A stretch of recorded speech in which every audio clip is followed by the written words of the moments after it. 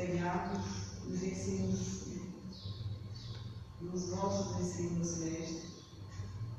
Seguimos os ensinos que aqui foram expostos, colocando em prática em nossos dias e dessa forma nos aproximando mais de ti. Este nosso encontro transcorre em paz.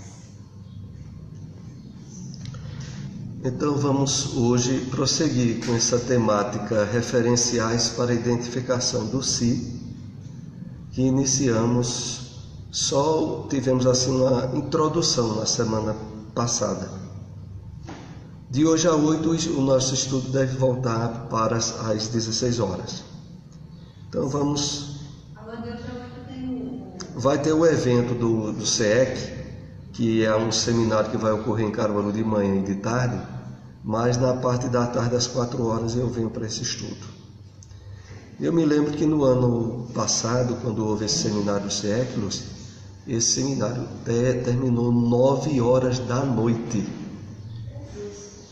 Havia a previsão de terminar de 6 horas, mas houve alguns atrasos, algumas coisas, e com o trabalho das cartas psicografadas, foi até 9 horas da noite. Eu saí daqui depois da reunião mediúnica e fui lá assistir o final. Você sabe o horário de Clóvis? Acho que eu vou só no horário. Pela manhã, Clóvis já tem uma palestra. Não sei se é de manhã e de tarde, mas ele já tem uma palestra pela manhã. Acho que é de manhã e de tarde. Boa tarde. Não, porque não está na porta, né, Lúcia? É só rodar. Ah, sim, para moto, né? É essa aqui, ó. Então vamos fazer aqui uma introdução com o livro Vinha de Luz, capítulo 27. Não é fácil apartar-se do mal, consubstanciado nos desvios inúmeros de nossa alma, através de consecutivas reencarnações. E é muito difícil praticar o bem dentro das nocivas paixões pessoais que nos empolgam a personalidade, cabendo-nos ainda reconhecer que, se nos conservamos envolvidos na túnica pesada de nossos velhos caprichos, é impossível buscar a paz e segui-la. Esse comentário de Emmanuel se refere a uma passagem da primeira carta de Pedro, que está no Novo Testamento, onde ele diz mais ou menos o seguinte, de forma bem resumida: busca o bem, aparta-te do mal e conquista a paz. Colocado lá de uma forma bem simples por Pedro, como se fosse algo, boa tarde, fácil de ser praticado. E é aqui que Emmanuel vai considerar, e nós iremos colocar algumas observações nossas sobre a dificuldade disso. Então, primeiramente, Emmanuel começa dizendo, olha, não é fácil apartar-se do mal, não, viu? E não é fácil porque ele está consubstanciado, ele está alicerçado, fortalecido nos desvios inúmeros de nossa alma, através de consecutivas reencarnações. Então, nós nos habituamos, em termos expressivos, em muitas experiências encarnatórias, à prática do mal. E é por isso que ficou no inconsciente profundo, que nós, vez ou outra, fazemos algumas considerações nesse estudo, ficou lá no nosso inconsciente profundo as trilhas, as ranhuras, como aqueles antigos discos de vinil, onde a música era colocada sob aquelas trilhas que compunham o disco. Assim é o psiquismo nosso do passado. Facilmente a gente tem caídas, quedas e sintonia com o mal ainda não devidamente trabalhado do passado nosso. E Emmanuel continua: e é muito difícil praticar o bem. É claro que o bem aqui que Emmanuel coloca é aquele bem de qualidade superior, aonde agimos em termos de vivência do amor e das virtudes cristãs de forma altruísta, incondicional, sem impor condições nenhuma, identificado com o bem profundo que procede de Deus. Essa prática do bem, excepcionalmente a gente consegue, mas era preciso estar envolvido com isso cada vez mais. Dentro das nocivas paixões, e é muito difícil praticar o bem dentro das nocivas paixões pessoais que nos empolgam a personalidade. Agora, essas nocivas paixões pessoais, nós temos sido objeto de trabalho nesses estudos de Joana de Ângeles, porque por trás delas está, muitas vezes, as armadilhas do ego, que nós já andamos comentando. Está uma série de valores desequilibrados que sustentamos durante muitas encarnações, como o sentimento de autoculpa, de autopunição, e que agora a gente começa a rever esses conceitos, entendendo que eles não resolvem nada na nossa vida. Cabendo-nos ainda reconhecer que, se nos conservamos envolvidos na túnica pesada de nossos velhos caprichos, é impossível buscar a paz e segui-la. Olha, essa túnica pesada de velhos caprichos, ela tem tudo a ver com certas dificuldades de entendimento pessoal que temos, inclusive impedindo maiores aberturas para um trabalho renovador que o Espiritismo propõe que a gente deva e pode fazer com a gente mesmo. Então, não são poucas as situações onde pessoas que se identificaram com o Espiritismo e se dizem espíritas manifestam uma dificuldade enorme para mudar padrões de valores pessoais que ela tinha, em termos do que é certo e do que é errado. E quando percebe agora o Espiritismo propondo padrões novos, elas colocam uma barreira imensa. Parece que tem alguém ali no portão. Vê ali, por favor, Ramiro. Então isso acaba se tornando uma túnica pesada.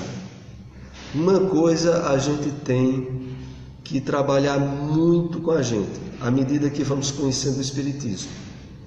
E é uma separação inadiável.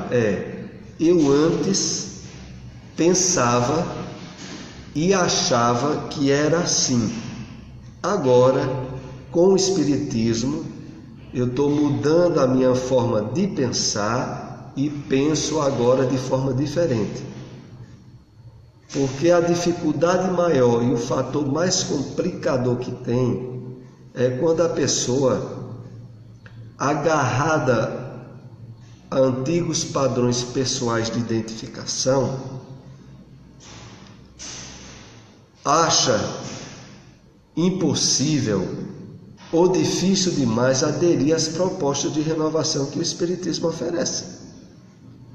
E isso aí acaba se tornando uma túnica pesada, que precisa ser tirada.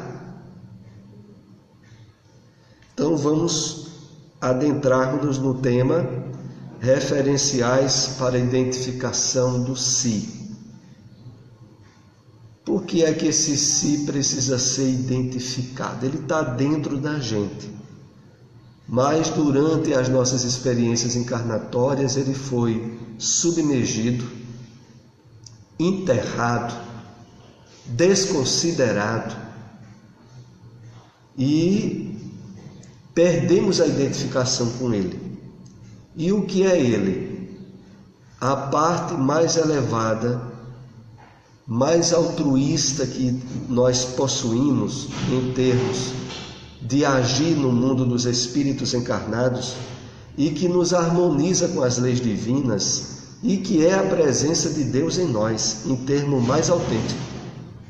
Então o si, como já explicamos aqui algumas vezes, é sinônimo do self, é sinônimo do eu profundo, e é aquela parte inerente à nossa natureza, proveniente dos valores sublimes do Pai Criador. Então agora nós estamos, através desses estudos, estabelecendo pontos de referência, de percepção, de despertamento desse si, para que ele assuma, dentro do possível o mais breve, a condução dos nossos ideais, das nossas realizações, do que nós nos iludimos durante muito tempo em termos de felicidade buscada nos valores pessoais ou nas satisfações do ego. Então, felicidade nos valores pessoais ou na satisfação do ego fortaleceram de uma forma exacerbada o personalismo, o egocentrismo e abafaram, cessearam, prenderam o si ou o eu profundo nosso. Agora a gente está nesse estudo e nas considerações que vamos começar agora, tentando resgatar, revitalizar essa parte mais íntima nossa que nos identifica com o Criador e que é em essência aquilo que Jesus havia dito, o reino dos céus que já está dentro de nós e que não depende de fatores materiais ou externos a nós. Então, o primeiro slide para hoje é: as ilusões desse modo são comensais da criatura, que se apresenta conforme gostaria de ser, e não de acordo com o si, o eu profundo, o que é. Extirpá-las é condenar o outro ao desamparo, retirar-lhe as bengalas psicológicas de apoio, Vamos fazer aqui algumas considerações sobre isso.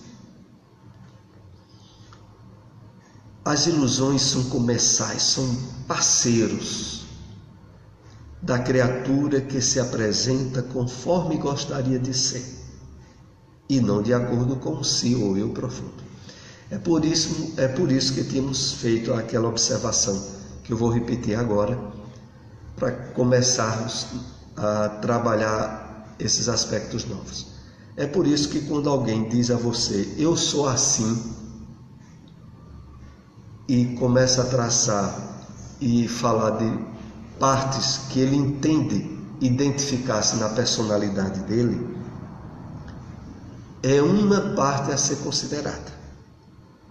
Porque existem três partes, né? Existe aquela onde a gente diz, eu sou assim, e existe a outra parte que é o que eu acho que você é, e não o que você diz ser.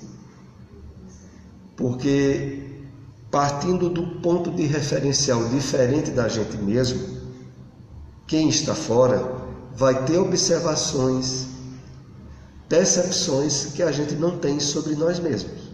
Então uma coisa é o que eu digo que eu sou, outra coisa é o que o outro acha que eu sou, e a terceira coisa é o que de fato eu sou. Porque tanto a observação minha quanto a de outra pessoa vai sofrer os padrões de imperfeição relativas à apresentação temporária da nossa personalidade atual. Lá dentro de nós há aquela parte que é mais extensa e totalmente coberta, o inconsciente profundo, o inconsciente de outras encarnações, e que dita muitas vezes definições importantes em momentos cruciais da nossa vida. Porque não poucas vezes em situações de crise ou de grande risco para a integridade pessoal, nós podemos agir da forma mais inesperada que poderíamos julgar que o faríamos. E quando olha, a gente faz algo, meu Deus, como é que eu pude agir daquele modo? Então, uma coisa é o que eu digo que eu sou, outra coisa é o que os outros acham que eu sou, e a terceira coisa é o que realmente eu sou. E aqui diz assim: as ilusões desse modo são comensais da criatura que se apresenta conforme gostaria de ser, e não de acordo com o seu eu profundo, que é. Porque, vejam, o eu profundo, ele ainda está para lá dos padrões estratificados no inconsciente nosso, que propele aos conflitos de comportamento e essas situações inesperadas de atitude nossa, que ainda não representa a nossa essência maior. Porque o eu profundo está além do consciente, do subconsciente ou do inconsciente. Está além de tudo isso.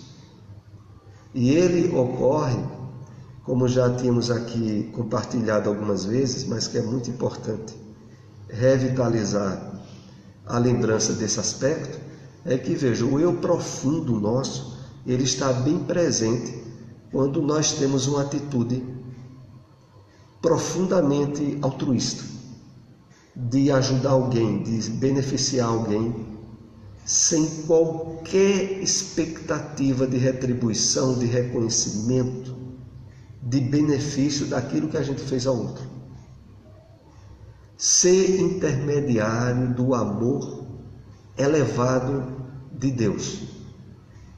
E naquele momento que a gente é o intermediário eficaz, o nosso eu profundo está ganhando vida e eficácia em termos de realidade.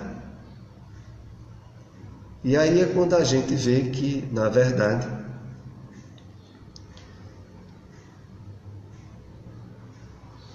a essência da vida, aquilo que realmente nós podemos dizer que qualifica a nossa existência, está para lá do corpo físico, da personalidade,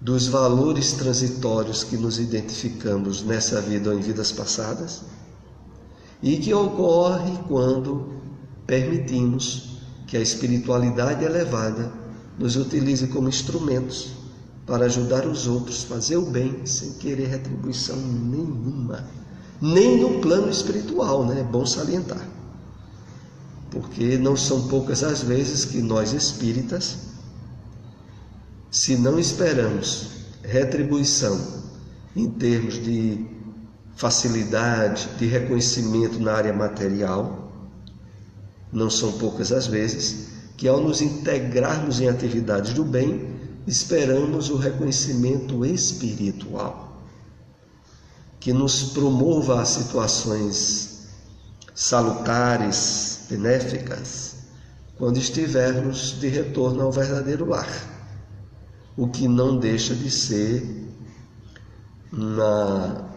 um egoísmo sutil. Ainda por menos que a gente perceba, uma certa capa do ego, porque a gente transferiu retribuição material para espiritual. E na verdade a gente aprende com o Espiritismo e aprende no Evangelho do Cristo.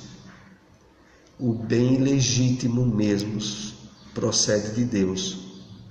E o máximo que a gente pode conseguir é ser intermediário desse bem quando anulamos as trapaças, as armadilhas, as mentiras do nosso ego. Quando a gente consegue superar essas barganhas que a gente tem a nível psíquico e se torna instrumento do bem autêntico, é que de fato o bem autêntico está acontecendo. Porque fora disso, são ensaios de tentativas que a gente faz, normalmente camufladas pelas sutilezas do ego. que sempre quer receber alguma coisa em troca, como se ele fosse dono de qualquer coisa na Terra. Porque em termos de análise e de percepção bem verdadeira, nós vivemos de empréstimo na Terra, todos. Não criaram nada, não são dono de coisa nenhuma, receberam um corpo emprestado, o benefício muitas vezes de ter reencarnado numa família, mas tudo foi o quê? Empréstimo de fora, tudo. Então, o que a gente tem muito de forma bem clara é dívidas. Muita coisa a devolver, a ressarcir a vida, a espiritualidade. E mesmo assim, quando a gente ajuda alguém, dependendo do nosso envolvimento com as sutilezas do ego, a gente sempre acha que está o quê? Sendo benfeitor de alguma pessoa, fazendo muito bem a ela, ajudando ela em certas dificuldades materiais. E na verdade a gente está só utilizando daquilo que não nos pertence para de alguma maneira minimizar as provas de outra pessoa. Isso é bem desenvolvido naquelas 2 mensagens de Emmanuel, que está no livro Pão Nosso.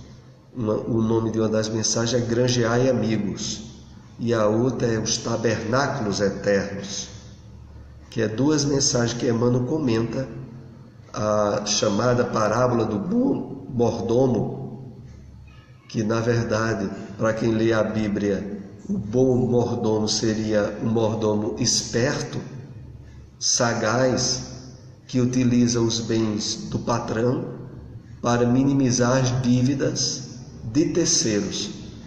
E ali Emmanuel analisa, chamando a nós a atenção de que, primeiramente, nós não somos donos de nada. O que nós temos muito é débito do passado encarnatório, das possibilidades que recebemos nessa vida. E que quando a gente utiliza dos valores transitórios que passam pelas nossas mãos e ajudamos outras pessoas, na verdade, nós estamos, perante as leis divinas, granjeando amigos com os valores, como diz o texto bíblico, com os valores da injustiça. E Emmanuel analisa bem direito essas 2 mensagens, quando ele mostra que os valores da injustiça é porque qualquer um que está encarnado na Terra, atualmente, recebeu muito mais do que merecia. Não recebeu porque é criatura boa, não. Porque é espírito elevado coisa nenhuma. É porque a lei de Deus, estabelecida na misericórdia infinita, nos possibilita valores para que a gente aprenda a usar esses valores para ajudar outras pessoas. Quando a gente consegue fazer isso com qualidade, aí o nosso ego está perdendo força. O nosso si profundo está acordando. E nós, de fato, estamos nesses momentos vivendo conscientemente. Estamos, de fato, vivendo conscientemente. Infelizmente, são poucas ainda as circunstâncias que a gente se percebe assim. Os objetivos desses estudos de psicologia é para que isso se torne mais habitual e mais fácil.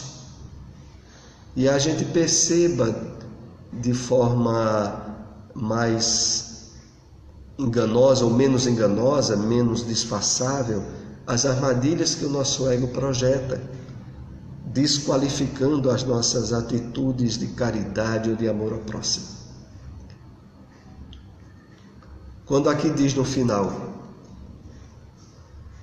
extirpá-las é condenar o outro ao desamparo, retirar-lhe as bengalas psicológicas de apoio. Esse final aqui da compreensão desse texto é pelo seguinte: é porque para a grande maioria das pessoas que ainda não acordaram para os valores espirituais da vida, elas precisam ainda, durante certo tempo, de estar envolvidas nas artimanhas do ego, das armadilhas do ego, por não ter ainda se aberto aos sustentáculos definidos no campo espiritual. Retirar delas essas bengalas seria condená-las ao desamparo. Vamos entender melhor, vou tentar colocar isso em outras palavras. Isso quer dizer o seguinte: para fazer o bem com altruísmo, com qualidade, é preciso a gente estar bem espiritualizado, porque senão falta sustentáculo para isso, falta alicerce. O nosso eu, nosso ego, ficaria: tu está fazendo o que? Tu está fazendo papel de besta, vai cuidar da tua vida. Estaria o ego dizendo para a gente mesmo, dentro da gente. Por isso, o bem autêntico, aquele onde a gente se torna canal da espiritualidade elevada, só é possível se a gente estiver se espiritualizando razoavelmente. Eu não quero com isso dizer que a pessoa é espírita. Quero dizer que ela está espiritualizada. Ela pode até nem acreditar em Deus. Eu participei de um grupo que fazia visita ao presídio. Eu não sei se esse grupo ainda existe, faz muitos anos que eu deixei participar. E eu vi um participante se decepcionar de uma forma com o comportamento do presidiário. E ele se afastou do grupo. Ele era de outra cidade, ele se deslocava para cá para participar, imagina. Na época ele sumiu. Aí eu não sei se depois ele voltou, porque depois eu tive que deixar as visitas, não tive mais condições de fazer. Eu não sei se ele voltou, mas ele ficou decepcionado, porque ele fazia aquela visita, lá no presídio, e tinha todo aquele investimento emocional dos presidiários. E de repente eu acho que na cabeça dele já estava havendo uma transformação, E em um certo momento, um dos presidiários, que era tido como de confiança, cometeu mais uma bobagem lá dentro mesmo do presídio. E esse espírita se decepcionou de uma forma absurda. É por isso, Lúcia, que nós só incentivamos o envolvimento nas práticas espíritas, mesmo as filantrópicas, na medida em que a pessoa já vai estabelecendo um estudo, uma leitura, um conhecimento já alicerçado do Espiritismo. Porque praticar o bem no mundo de provas e expiações, sem ter alicerce de compreensão do mundo espiritual, só para almas que já trazem esse conhecimento pré-adquirido lá do plano espiritual.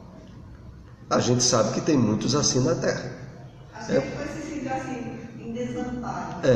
Mas na maioria das vezes, envolver-se numa prática assistencialista de forma disciplinada e habitual, é preciso estar trabalhando os valores espirituais, do conhecimento, do entendimento das leis de Deus, de saber como é que no mundo de injustiça as leis de Deus funcionam, de saber que nas situações mais absurdas da incompreensão humana,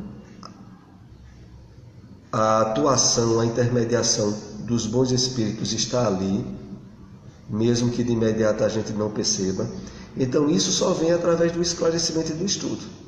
E aí se envolve numa prática da caridade, como em visita a presídio, e desconsidera o alicerce do conhecimento, quando olha tem uma frustração grande. Aqui, voltando ao texto, então é preciso trabalhar esses valores do eu profundo, como nós estamos aqui comentando, na medida em que já existe uma base. Qual é a base? Conhecimento espiritual da reencarnação, das leis de Deus, da imortalidade da alma. Para a partir daí você começar a trabalhar essa questão do ego, das sutilezas do personalismo e de como valores pessoais, que muitas vezes nós projetávamos muita identificação, devem ser vistos como valores em transição. Porque nós todos estamos sempre evoluindo, na terra e no plano espiritual. Nunca reencarnará outra vez alguém que, chegando à idade madura, mais ou menos, como eu mesmo, vai ser José Soares de novo. Versão nova. Não existe. Nenhum de vocês, noutra encarnação, atingindo a idade que vocês estão, vai ter os padrões de identificação, de gostos e de personalidade que está tendo agora. Está em transição. A busca de identificação maior nossa é com o espírito. O espírito mesmo, em essência, não tem nada a ver com matéria, nem com energia. É algo que está fora dos padrões de identificação puramente humanas. E é por isso mesmo que sobrevive a tudo. Mas para que a gente trabalhe isso e abra-se para esse mergulho do eu profundo, a primeira base é preciso já estar conquistada. Conhecimento da vida pelo prisma relativo, de uma experiência encarnatória, das leis de Deus. Para aí você, a partir daí, você vai começar a poder desidentificar-se com aspectos pessoais que tem atualmente, sem se sentir ao desamparo ou sem lugar onde colocar os pés. Para dizer, poxa, e agora? A minha realidade maior é o eu profundo, que na verdade é a identificação que se enraiza no Criador, em todos os valores sublimes que vêm de Deus. Eu estaria apagado. E aí essa questão, ela só é resolvida quando, na verdade, nós percebemos que apagado é quando a gente é vítima do ego, das armadilhas do egoísmo e do orgulho. Aí é que a gente acha que está fazendo alguma coisa e não está fazendo nada, porque está engodado pela ilusão dos sentidos e do jogo da matéria. Aí é que a gente não está sendo nada. Ao longo da encarnação, as pessoas que ainda não abriram-se em termos de percepção consciente da vida espiritual e vivem de forma automatista, de forma instintiva, estão mortas, espiritualmente mortas. Aí, de fato, é morte mesmo. Acordar o eu profundo, sair da ilusão dos sentidos, é que de fato é vida em profundidade e em realidade contínua, que não vai sofrer os impactos da decomposição cadavérica da matéria e nem do ego.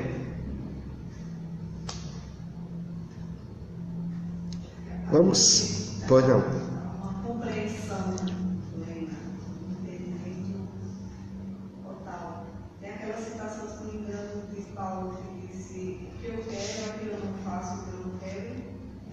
É o que eu faço.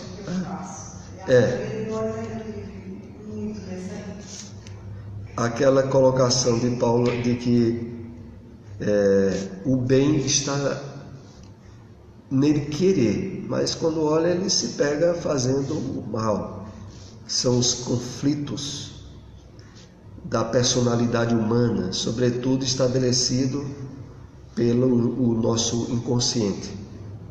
Só que mais adiante, chegando mais alguém, só que mais adiante Paulo conseguiu superar essa fase, Porque mais adiante ele faz duas colocações que são de superação dessa fase. A primeira delas é: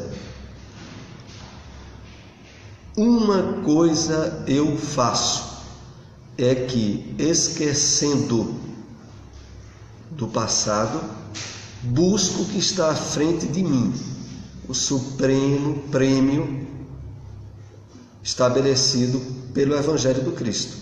E depois o outro ponto maior, que é quando ele diz que já não é ele mais quem vive, mas é o Cristo que vive nele, que é justamente esse aspecto do eu profundo está planificado no comportamento nosso.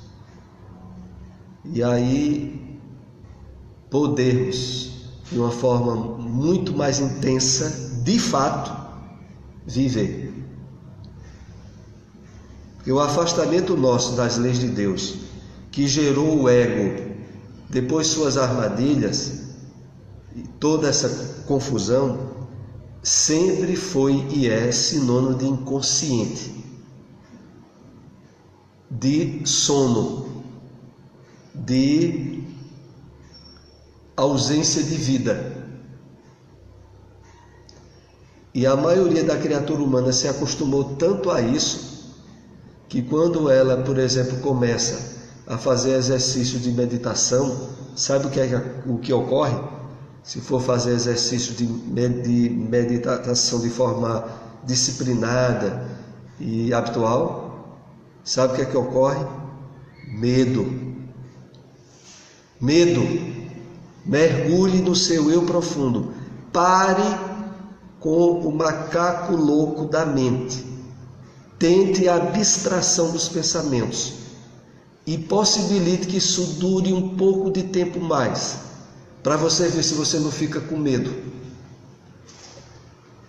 Porque a gente vive, eu digo, não é aquele medo pavor, mas é de você querer parar logo e dizer, opa, vou parar, porque a sensação do vazio, do nada, que não é habitual ao nosso ego, à nossa mente, acaba gerando um receio de aniquilamento. Na verdade, é a melhor coisa que tem. Depois vocês tentem mais. Vez ou outra eu já tentei, viu? E eu já vi que dá medo. A abstração de uma forma mais profunda dos conteúdos psíquicos, de tal modo a gente parar mais com o pensamento e abstrair-se em termos de não pensar em nada. Se isso durar, não precisa ser minutos, não. Depois de 1 minuto, depois vocês me digam o que é que ocorre. Vamos aqui para o segundo slide dessa tarde, né? Isso não significa apoio aos comportamentos falsos, às personalidades estereotipadas. Antes é respeito ao direito de cada um viver como pode, e não consoante gostaria de ser. A experiência de identificação do si é um passo avançado no processo de autodescobrimento, de autoamadurecimento.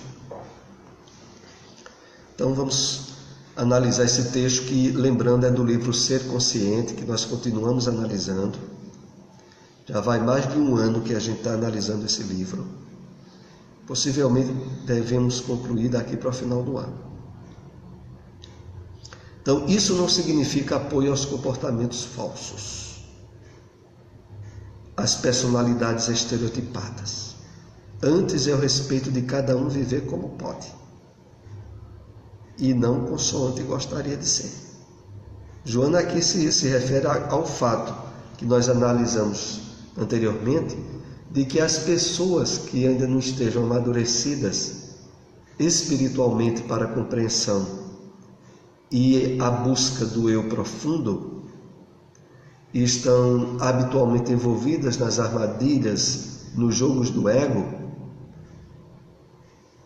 Isso ainda representa uma fase temporária necessária face à imaturidade psicológica e espiritual da pessoa.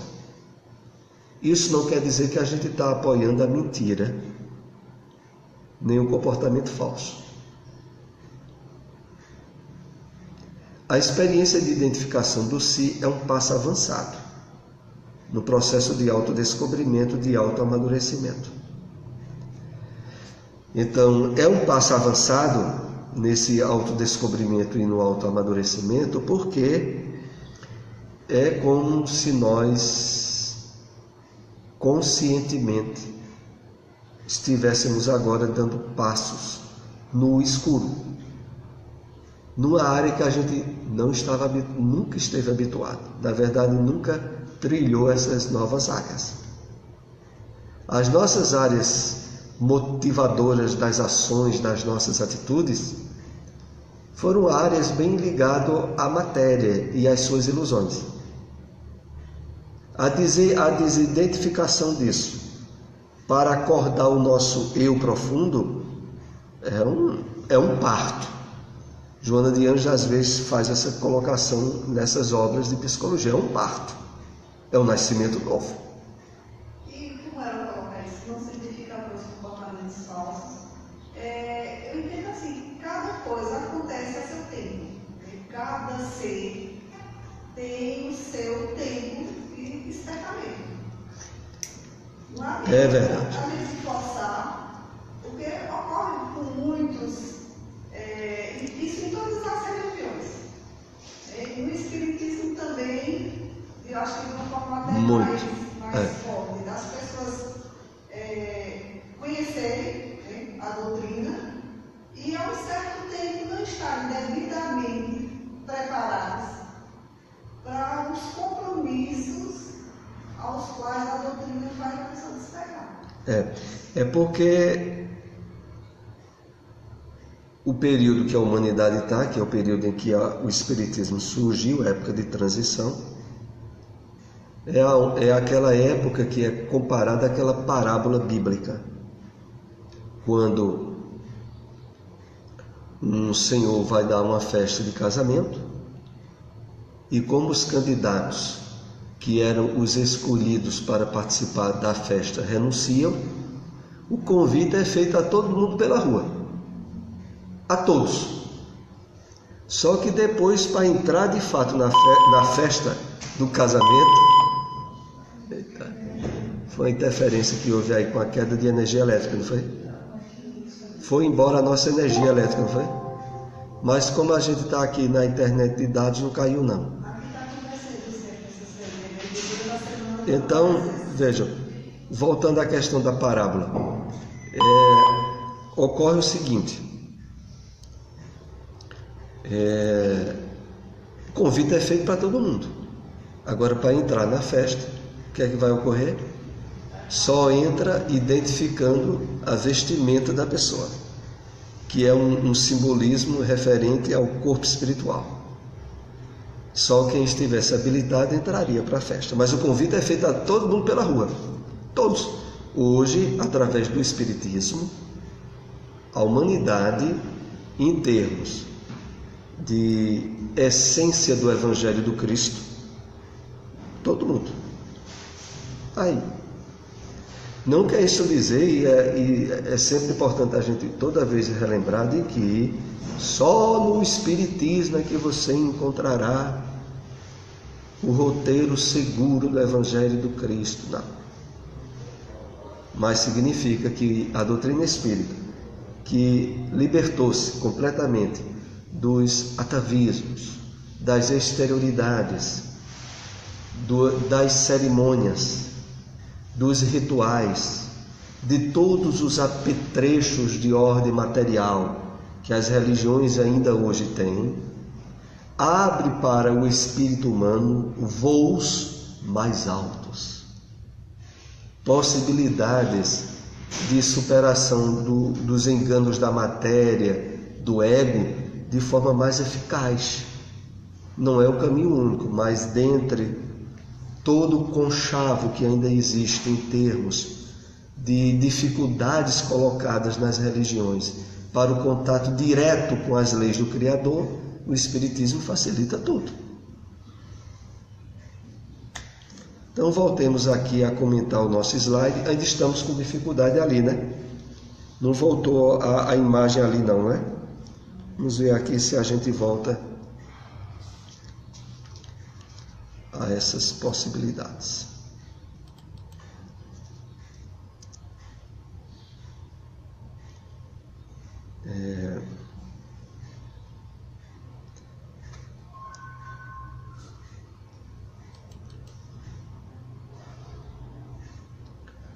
A experiência de identificação do si é um passo avançado no processo de autodescobrimento e de autoamadurecimento.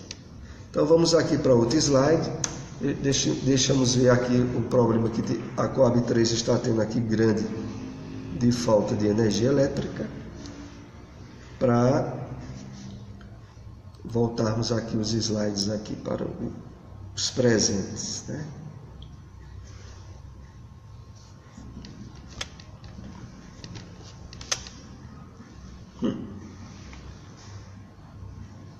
Esse que vai chegar agora.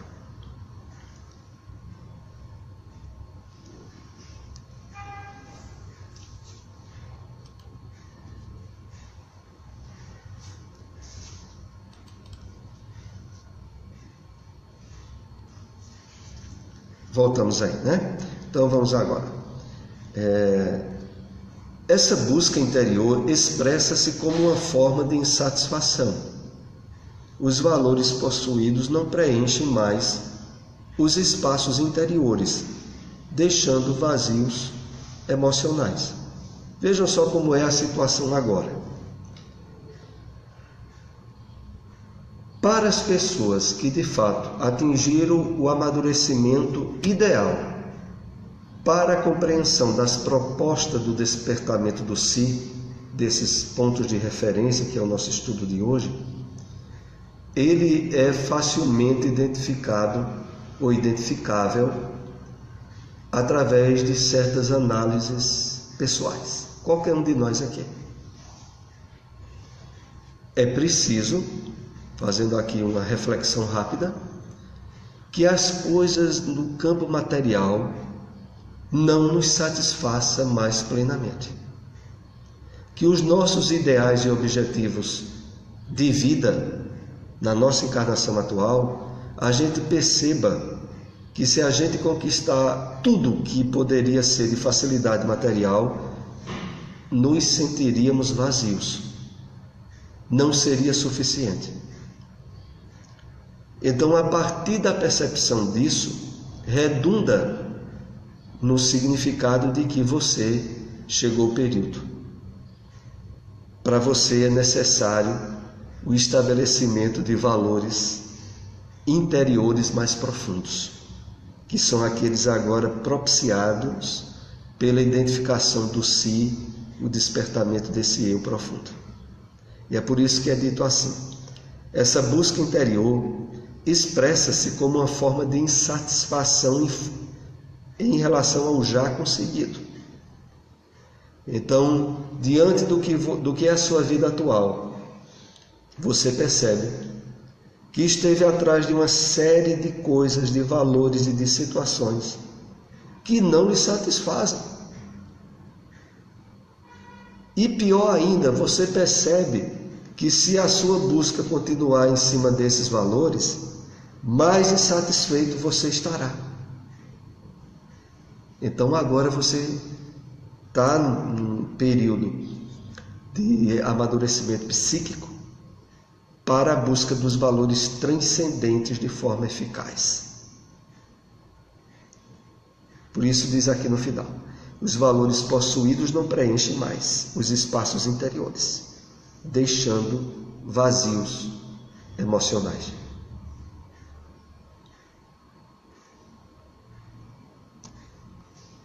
Uma necessidade de aprimoramento psicológico, superando os formalismos, os modismos, o estatuído circunstancial, nos quais a forma é muito mais importante do que o conteúdo. O exterior é mais importante do que o interior. Então aqui é uma continuação do conteúdo do slide anterior. Uma necessidade de aprimoramento psicológico, a pessoa começa a perceber, superando o formalismo, modismo e o estatuído circunstancial. Ou seja, aquelas coisas, e aí isso é delicado e a gente precisa muitas vezes, a gente precisa muitas vezes estar atento. Veja só o que é.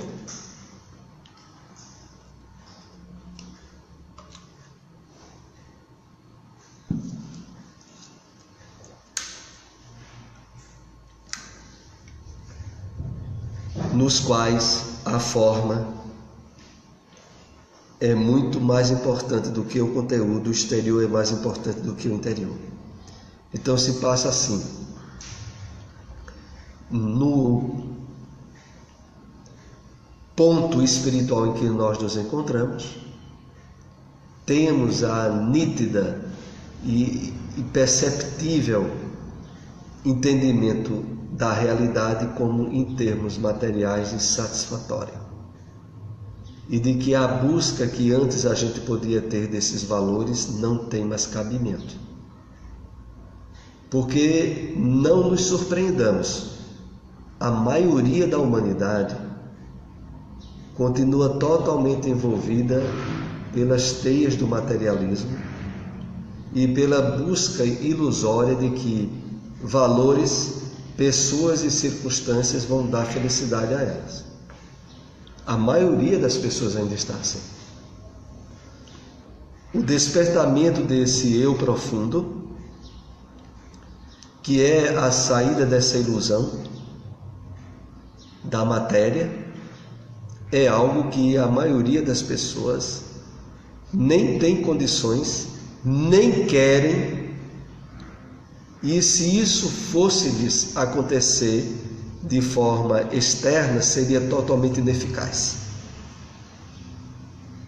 É por isso que o movimento espírita, hoje, muitos observadores desse movimento percebem, às vezes com certo receio, o aumento de uma forma muito expressiva de instituições e da mídia que o movimento espírita já atinge de uma forma muito ampla, aonde muitas pessoas, inadaptadas às propostas coerentes, mais profundas do espiritismo, entram para o movimento e depois, em vez de fortalecer esse movimento, criam cisões, conflitos, divisões e perturbações.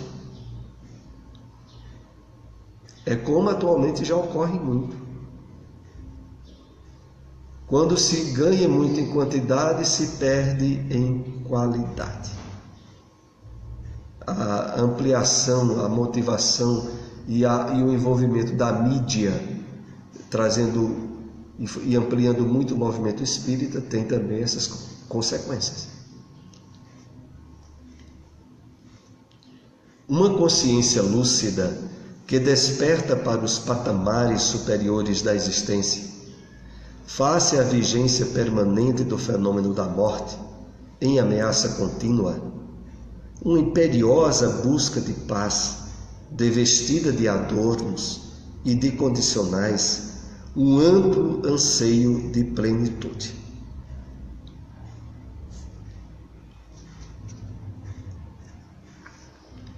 Esses pontos aqui são esses que são referenciais para o despertamento do nosso si, do nosso eu profundo. Uma consciência lúcida que desperta para os patamares superiores da existência. Patamares superiores da existência. Face à vigência permanente do fenômeno da morte em ameaça contínua. Então, o que ocorre, e é interessante, o paradoxo, que é a experiência humana de forma mais ampla. Vejam como é esquisito a coisa. A grande massa da humanidade na Terra, por ter imenso medo e receio da morte física, projeta-se de forma inconsciente e em busca de valores materiais, aniquilando em termos reais a curta existência física que teria de uma forma muito mais eficaz se trabalhasse os valores espirituais que a morte do corpo não encerra. Mas aí o que é que ocorre com a maioria das pessoas? Por medo de morrer logo, morrem todos os dias. Em termos espirituais, isso é uma realidade, viu? As pessoas que têm a vida projetada na busca desenfreada dos valores materiais, que é a grande massa da humanidade, receosas muito da morte do corpo, já estão mortas antecipadamente, em termos espirituais. E é por isso que normalmente quando tem a oportunidade de uma existência física mais longa, chegando a 80, 90 anos de idade, ninguém fale de morte perto delas. Porque, na verdade, elas acham que ainda nem começaram a viver. E é verdade, não começaram e nem vão começar. Porque desencarnam com a vida em termos de consciência desperta nula. Viver o quê? O jogo dos sentidos? Passar uma vida escravizada e submetida às ansiosas ilusões da matéria? Satisfazendo o corpo quando conseguiam, mas aniquilando a consciência, pagando esse preço? Porque a satisfação instintiva da vida é uma anulação da consciência desperta, principalmente naqueles momentos em que isso se realiza. Nós somos chamados, como já tínhamos feito aqui algumas alusões, a aproveitar a maioria dos momentos do nosso dia a dia para trabalhar um nível de meditação desperta, consciente, atuante naquilo que são atividades rotineiras nossas. Então é preciso que, por exemplo, quando a gente estiver almoçando, a gente esteja almoçando. Quando a gente estiver numa reunião de estudos, como a gente está agora, a gente esteja numa reunião de estudos. Quando a gente for voltar para casa e pegar um transporte, a gente esteja no transporte. Que a grande maioria da humanidade que vive escravizada no jogo dos sentidos, na ansiedade crônica, não estão nunca onde o corpo está. Quando almoçam, estão pensando no jogo de futebol ou em outra coisa. Quando estão no jogo de futebol, estão pensando em obrigações que ficaram em casa. Então, sabe como essas pessoas estão? Mortas. E passam a vida mortas. E quando a idade chega, o maior medo vai ganhando intensidade. Nunca viveram. E agora, a consciência da morte chega. Voltando aqui ao slide. Uma imperiosa busca de paz, devestida de adorno e de condicionais, um amplo anseio de plenitude. Vejam, essa imperiosa busca de paz, devestida de adornos, ela só é conseguida através da compreensão e do entendimento o mais perfeito possível dos objetivos da vida, da percepção da vida em termos de valores espirituais definidos, permanentes, eternos, em linha de progresso e de perfeição. Só quando isso vai se estabelecendo bem dentro de nós é que aquilo que o Cristo havia dito, a minha paz vos dou, não vou lá dou como o mundo a dá, mas tem de bom ânimo, eu venci o mundo. Porque só aí é que a gente encontra a paz. Compreensão o mais perfeito possível dos objetivos e das razões da vida, das causas, das ocorrências e dos acontecimentos em termos espirituais e que se expressam aqui na Terra. Para mais um slide.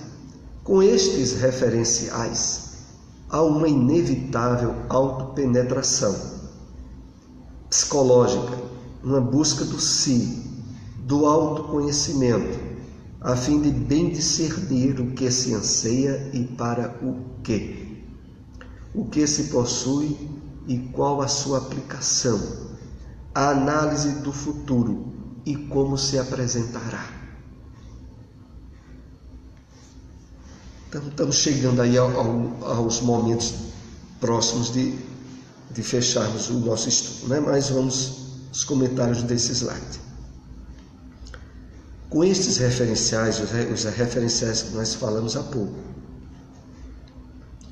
há uma inevitável autopenetração psicológica, uma busca do si, do autoconhecimento. Porque é assim, quando você percebe que os objetivos maiores da vida não é servir de capacho para as mentiras do materialismo, como a maioria das pessoas serve, aí você tem necessidade da busca de valores transcendentais. Porque, naturalmente, a própria percepção da realidade mentirosa da matéria já diz que você está no nível propenso de perceber valores outros. Que vem essa inevitável autopenetração psicológica e uma busca do si, do autoconhecimento, a fim de bem discernir o que anseia e para o que se possui e qual a sua aplicação.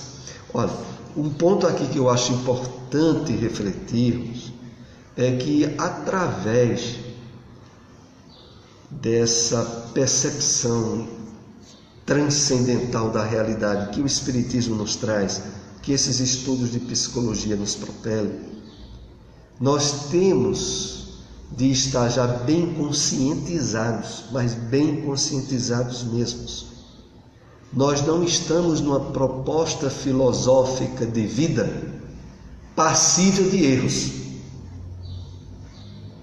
Porque muitas vezes lá dentro da gente, resquícios do ego mentiroso e de suas artimanhas pode ficar dizendo a nós, mas e se não for assim? E se acabar tudo? Então é preciso que aquilo que são os pontos básicos, não são nem os referenciais do si, os pontos básicos da doutrina espírita, como imortalidade da alma, reencarnação, justiça de Deus, já sejam coisas inquestionáveis. A gente já tenha tido conhecimento, esclarecimento, experiência, tomado conhecimento de casos que deixou claro, olha, eu não duvido, e eu tenho certeza absoluta da reencarnação, da justiça de Deus, da imortalidade da alma. Pelo menos esses 3 pontos básicos. Porque com eles, você vai agora trabalhar essas questões do ego, sem de repente se ver vítima de artimanhas dele. Porque eu não posso deixar de lembrar a todos nós aqui de que, olha, por trás das artimanhas do ego também tem as interferências espirituais ególatras, né, do nosso passado.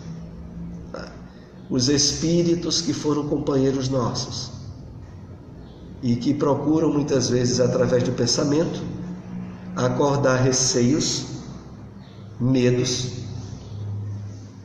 de conquistas espirituais mais avançadas que estamos nos sentindo chamados a trilhar, para entrar nelas sem receio nenhum. Então, voltando aqui o texto, a fim de bem discernir o que anseia e para o que se possui e qual a sua aplicação, e análise do futuro de como se apresentará. Vamos comentar aqui só rapidamente essas 2 últimas frases. A análise do futuro e como se apresentará. Como análise do futuro? A gente pode fazer essas perquisições sobre essa análise do futuro? Completamente. Eu vou apenas fazer algumas observações em torno do que alguns de vocês até já tiveram algum conhecimento. Por exemplo, reiteradas vezes a gente ouviu aqui a ilusão da matéria, a ilusão dos sentidos, não foi? Vocês acham que o tempo é real? Tempo não é real, não. Tempo existe dentro da noção tridimensional e ilusória da matéria, onde o nosso espírito está agora. Em essência, tempo não existe. E não precisa muita coisa para a gente chegar à conclusão lógica disso, não. Porque quem é que mede o tempo? As rotações que a Terra faz ao redor do Sol. Então não é uma coisa tangível, né? Pelo menos em termos materiais, já que a gente está aqui dentro do corpo, né? É uma coisa que poderia se dizer trabalhada em termos de cálculo abstrato, sem fundamento básico real. Precisa de muita física quântica para a gente saber que tempo é mentira, não. Precisa muita coisa. Então, tempo está dentro da questão de espaço. E a encarnação nossa, como a gente está dentro de um corpo, e a gente se submete às ilusões da matéria, dos sentidos físicos que o corpo nosso tem, para nos dar a percepção ao espírito que está dentro do corpo. Mas isso eu apenas lembrei aqui para que a gente entenda que, olha, passado, presente e futuro, em realidade, são uma coisa só. Em termos de física quântica, não há coisa futura, não. Porque o tempo, inclusive, ele existe por causa da distância.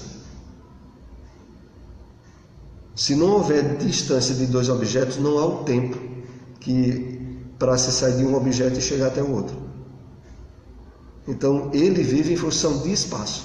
Se não tiver espaço, não tem tempo.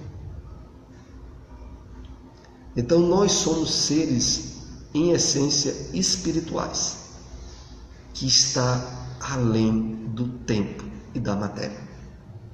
E é por isso que nós somos eternos. O corpo físico vai se decompor, nós reencarnaremos, mas isso não significará nada em termos de atingir o eterno, que é o nosso espírito. Vamos analisar aqui mais um próximo slide. O self, em razão do processo reencarnatório, fica imerso na névoa carnal. Adormecidos pelos tóxicos e vapores da indumentária física, sob a pressão das experiências humanas, dos relacionamentos sociais. Então, o self, em razão do processo reencarnatório, fica imerso, afogado, lá embaixo da névoa carnal, adormecido pelos tóxicos e vapores da indumentária física. Coitado, né?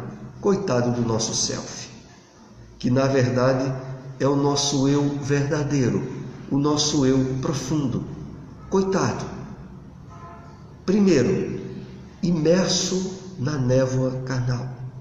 A gente até se lembra daquelas referências do apóstolo Paulo, voltando de novo a contextos bíblicos, quando ele diz assim: e quando se converterem ao Cristo, a cortina se abrirá, se desfaçará, a cortina cairá. Paulo se referia a duas alusões nisso, né? Ao Antigo Testamento, que o não entendimento da missão do Cristo provocava naqueles que tentavam entender Jesus uma cortina, uma névoa. Presos ao Antigo Testamento, não encontravam o Cristo, submersos à compreensão literal da Bíblia. Mas também ele focava isso que a gente vive aqui nos dias de hoje, que a névoa também se aplica aos vapores, a névoa dos valores materiais, que provocam dificuldade da percepção do espírito, da sua essência de realidade. Então, o self fica lá, coitadinho, imerso na névoa carnal e vapores da indumentária física, sob a pressão de experiências humanas, né? Das experiências humanas dessa vida e de encarnações anteriores no inconsciente e dos relacionamentos sociais. Então, vamos agora para o último ou penúltimo slide, é o penúltimo. A conquista do self é processo que se deve começar imediatamente, recorrendo-se às terapias próprias e, simultaneamente, aos recursos da oração, da meditação, das ações edificantes. Ninguém pode deter-se nos níveis inferiores da consciência, relegando a plano secundário o si, a realidade ambicionada. Então, estamos chegando agora aos momentos definidores da compreensão desses referenciais do si. Então, a conquista do self é processo que se deve começar imediatamente, recorrendo-se às terapias próprias. Terapias próprias a que se refere a haver necessidade face desequilíbrios mais intensos daquelas armadilhas do ego, a pessoa tem até necessidade de um psicoterapeuta, de um psicólogo, de alguém que intermedie e ajude ele a perceber o nível de desequilíbrio que o ego projeta nele, né? Desde os complexos de inferioridade, de superioridade que a gente analisou aqui, a outros. E, simultaneamente, lembra Joana, aos recursos da oração, da meditação e das ações edificantes. Porque nós somos chamados ao máximo ao exercício da meditação. A oração não deixa, inclusive, de ser também uma forma de estarmos em estado de meditação, e as ações edificantes. As ações edificantes é porque toda vez que nós nos envolvemos com a prática da caridade altruísta, a prática da caridade incondicional, há pessoas que não vão ter ou não terão recursos, meios nenhum de pagarem, e aonde as percepções sutis do ego nós já estamos resolvendo elas, essa prática da caridade assim, ela é um energizador do self, do eu profundo. A campanha do quilo. É a campanha do quilo, quando feita realmente de forma profunda e espiritual, é uma prática maravilhosa para a conquista do self. O fator todo é que a pessoa não esteja se deixando levar por sutilezas do ego, né? Digo assim, sutilezas do ego é porque cada um tem que analisar muito bem as razões pelas quais está fazendo aquele trabalho. Aquele trabalho não pode ser, por exemplo, um meio de fuga a compromissos que a pessoa teria no lar. Aquela tarefa não pode ser uma forma sutil de resolver problemas obsessivos que a pessoa não quer resolver de vez e que durante as atividades da campanha do quilo recebe uma dose de frutos bons dos bons espíritos para depois jogar fora e voltar à prática errada que tinha antes. Então tem que perceber se não há armadilhas do ego naquela prática da caridade muito positiva que é a campanha do quilo. Mas assim também se aplica a qualquer outro ato de caridade nosso. Ninguém pode deter-se nos níveis inferiores de consciência, relegando a plano secundário o si, a realidade ambicionada. E o que é isso aqui então? É de que quando nós vamos chegando a esse ponto de amadurecimento do nosso eu, em termos de realidade eterna, isso não tem volta. Não tem volta em termos de que a gente não vai de maneira nenhuma se sentir mais satisfeito em envolver-se, em novelar-se com os valores arbitrários do materialismo e de achar que vai ser feliz na conquista dos valores ilusórios de posições, circunstâncias e objetos materiais.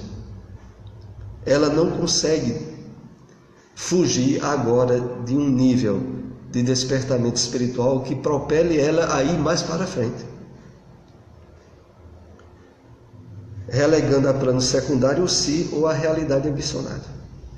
Então aí é ir para frente, é superar de vez os apegos mentirosos e infelizes. O pior de tudo é isso, é que todo o nosso campo de experiência no ego, no afastamento das leis de Deus, produziu infelicidade muita a nós e muitas vezes. Só que a gente acostumou-se a ser infeliz, a ter uma vida medíocre, a não ter aspirações espirituais elevadas durante a encarnação, a perder inúmeras vezes que viemos e voltamos ao plano espiritual com pouco avanço evolutivo. Agora vamos aproveitar para atingir patamares mais elevados. O último slide para o nosso comentário de hoje. A imersão do si, predominando no indivíduo, é característica de cristificação, de liberação do Deus interno, de plenitude. A saúde emocional e mental se estabelece. Ocorre uma plena harmonia entre o viver, existência física, e a vida, realidade total. E a gente diria, quem não quer isso? O ego. O ego não quer isso. Primeiramente, não tenhamos dúvida. O ego não quer isso. Os amigos espirituais dos vícios, encarnados e desencarnados, não querem isso. Os condicionamentos e os padrões de infelicidade que a gente se nutriu muitas vezes não quer isso. Mas a gente precisa disso. Então, a imersão do si, predominando no indivíduo, é característica de cristificação, de libertação do Deus interno e de plenitude.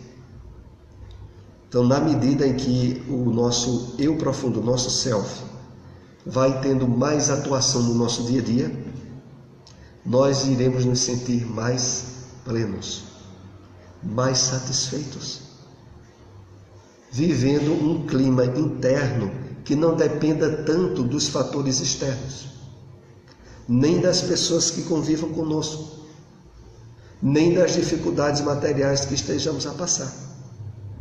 Esses fatores externos começarão a estar no lugar que é para estar e que estão, fora de nós. Porque a gente só se perturba, só se desequilibra, só sofre porque pega os tumultos externos e joga para dentro. Então os tumultos externos podem ser o comportamento desequilibrado de alguém que convive conosco. Pode ser as dificuldades temporárias na área material, financeira, e que nos perturbam porque a gente joga ele para dentro da gente. Se a gente, despertando mais o eu profundo, começar a observar eles fora, e a gente no controle, aí a situação já muda de figura. A saúde emocional e mental se estabelece, ocorre uma plena harmonia entre o viver, existência física, e a vida, realidade total. Então a proposta da psicologia espírita de Joana de Ângeles não é, como a gente já disse aqui muitas vezes, não é de a gente se alienar, de deixar as atividades, você continua com todas, só que agora você não está mais com elas dentro de você, elas estão fora de você. Você está assumindo a direção, você está se percebendo bem diferenciado dos padrões que a sociedade materialista consome. você começa a perceber, não só na sua experiência pessoal, mas na sua casa, na rua, quando você vai para a rua, nos ambientes que você frequenta, você começa a ter mais a percepção das vibrações magnéticas dos ambientes, daquilo que está no ar, e que antes a gente não percebia de forma nenhuma, e não percebia porque o envolvimento com as teias do materialismo, do instinto e da vivência só para o corpo impede que sentidos espirituais pudessem perceber as coisas. Se percebesse, se contaminava. E pior de tudo, antes de perceber já estava com eles dentro de si, se perturbando. Agora que você coloca as coisas fora e acorda os valores espirituais profundos seus, e agora você tem condições de analisar e perceber as coisas fora, que antes não percebia, sem deixar por elas se desequilibrar. Esse é o grande prêmio do despertamento do eu profundo do self. Vamos para a prece de encerramento do nosso estudo de hoje. Na próxima semana, nós iniciaremos assunto novo. Alguém já viu qual é o próximo tema? Então temos aqui, depois dos referenciais para a identificação do si, um tema chamado o silêncio interior. O silêncio que dá medo, né? O silêncio interior. As pessoas às vezes têm medo do silêncio externo, avalie do interno, né? Mas vamos ver como isso pode ser trabalhado a benefício e para a felicidade nossa, né? Vamos para a prece. Vou pedir à nossa irmã Camila, que está lá atrás, para ser a intermediária nossa na prece.